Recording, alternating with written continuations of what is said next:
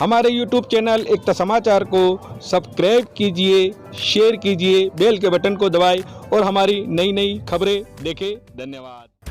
पतंगबाजी के उत्साह में चाइना डोर जानलेवा बन रही है।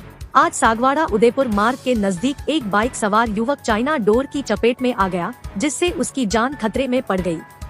जानकारी के अनुसार दिलीप उपाध्याय अपने परिवार के साथ मोटरसाइकिल पर सवार होकर पादरा से सागवाड़ा के लिए निकले थे। इस बीच रास्ते में अचानक से उनके सामने चाइना डोर आ गई, जिससे बाइक सवार दिलीप उपाध्याय की गर्दन कट गई तथा पति पत्नी एवं बच्चा नीचे गिर गए।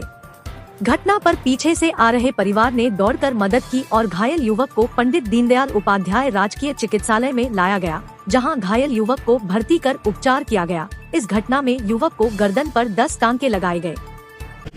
बाइक से आ रहा था, मेरी वाइफ और बच्चे था साथ में, और बीच में धागा आ गया सर। कहाँ पे हुआ ये अपने मेन गेट बना है, वो गेट पे। सागवाड़ा सागवाड़ा आसपुर रोड, अपने सागवाड़ा आसपुर रोड। हाँ। अच्छा, वो KV 32। हाँ। चाइनीज धागा होगा ये। आप कहाँ से हो? मैं पादरा से हूँ, दिलीप उपाध्याय। पादरा से कहाँ जा रहे थे? पादरा से मैं दीवड़ा जा रहा था मेरे ससुराल में, तो रास्ते में सर धागा आ गया। हेलमेट पहना हुआ था। आपने हेलमेट पहना था तो भी आए? तब भी आ गया। हमारे आगे भाई साहब बाइक पे जा रहे थे, इनके मिसेज साहब थे, फिर बच्चा गोद में था, और आगे से पतंग का कोई धागा जो था रोड पर पड़ा हुआ था शायद। भाई साहब ने हेलमेट भी लगा रखा था, लेकिन हेलमेट होने के बावजूद भी उनको धागा यहाँ से लगा, तो ये से वो थोड़ा सा कट गए। और जैसे ही वो कटे तो ऐसा लगा, तो मैं कार लेके पीछे से आ रहा था, तो तुरंत मैंने गाड़ी साइड में की। मैं और मेरी मिसेज हम सब भी सलूम्बर से आ रहे थे, हम कल ही घर पे गए थे, हमें अभी दम्बोला जाना था। पर जैसे भाई साहब को ऐसी स्थिति देखी तो तुरंत मैं गाड़ी साइड में की। जो भाभी जी थे उनको थोड़ा हमने संबल प्रदान किया, बच्चों को हाथ में ले लिया, मिसेज को कहा थोड़ा अपन साइड में रुक करके इनको ले लेते हैं। इनका सामान साथ में लिया हमारी गाड़ी में, और इनको हम साथ में लेकर के आए। और तुरंत एक दूसरे भाई साहब थे बाइक वाले, उनसे रिक्वेस्ट की, और उन्होंने तुरंत उनको कहा, मैंने कहा इनको गवर्नमेंट हॉस्पिटल सागवाड़ा इनको तुरंत ही रेफर करो, वहाँ पहुँचाओ, तब तक हम इनको लेकर के आते हैं। और इनको काफ़ी शांति दी, घर वालों से फ़ोन ऑन करवाया आराम से, और उनको भी कहा आप शांति से यहाँ पहुँचें। और भाई साहब की स्थिति भी ठीक है, कोई दिक्कत वाली बात नहीं है। इसी तरह से हमें भी कभी भी किसी के साथ भी किसी प्रकार का भी एक्सीडेंट होता है, चाहे वो किसी भी प्रकार से कोई भी व्यक्ति हो, एक मानव हमारा धर्म है, हर मानव को बचाना हमारा कर्तव्य होता है, मानवता की मिसाल को पेश करना ही हमारा धर्म है। जय हिंद, जय हिंद, जय भारत। डॉक्टर पुष्पेंद्र कुमार सेवक, मैं चिखली गवर्नमेंट कॉलेज में संविदा में विद्या संबल के अंतर्गत संस्कृत लेक्चरर हूँ, और मैं रहता हूँ सलूम्बर, बंदोड़ा मेरा गाँव है। और इस प्रकार से आज मुझे एक सेवा का मौका मिला है, प्रभु को धन्यवाद। जैसे कि ये भाई साहब और ये बता रहे हैं कि पादरा निवासी दिलीप जी उपाध्याय का जो आ रहे थे पादरा से सागवाड़ा की तरफ, और रास्ते में ये चाइनीज़ माजा का धागा गले में लग गया और काफ़ी गंभीर रूप से घायल हो गए, और अभी सागवाड़ा चिकित्सालय में भर्ती है।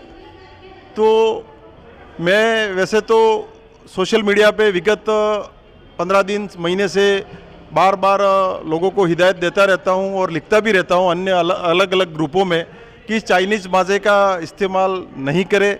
फिर भी कुछ युवा इस बात को मानते नहीं हैं और अपने मनोरंजन के लिए चाइनीज़ माजा खरीदते हैं, और ऐसी स्थिति उत्पन्न हो जाती है जैसे ये भाई साहब का हुआ है।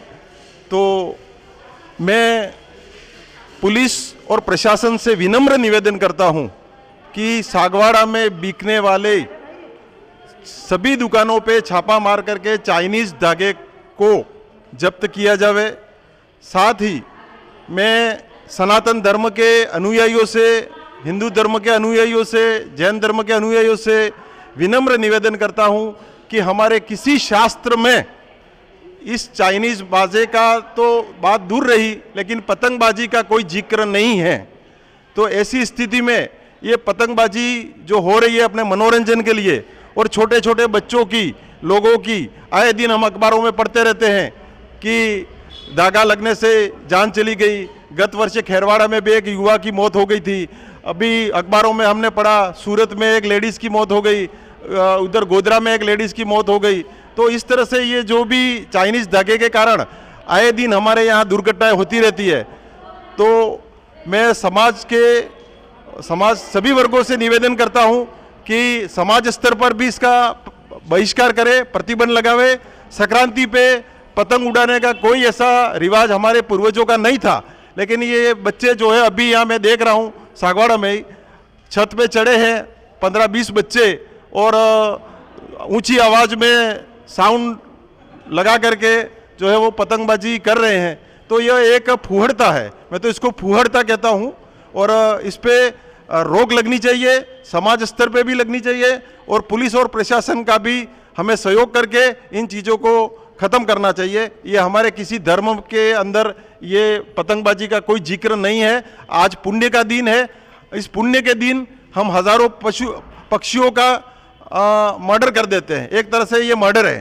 तो पक्षियों के साथ साथ हम कई छोटे छोटे बच्चों के गले में धागे आ जाते हैं, युवा मोटरसाइकिल पे जाते हैं तो उनके लिए समस्या खड़ी कर देते हैं हम। तो मैं विनम्र निवेदन करता हूँ एक बार पुनः कि इस पतंगबाजी को रोका जाए और समाज स्तर पर रोका जाए। धन्यवाद।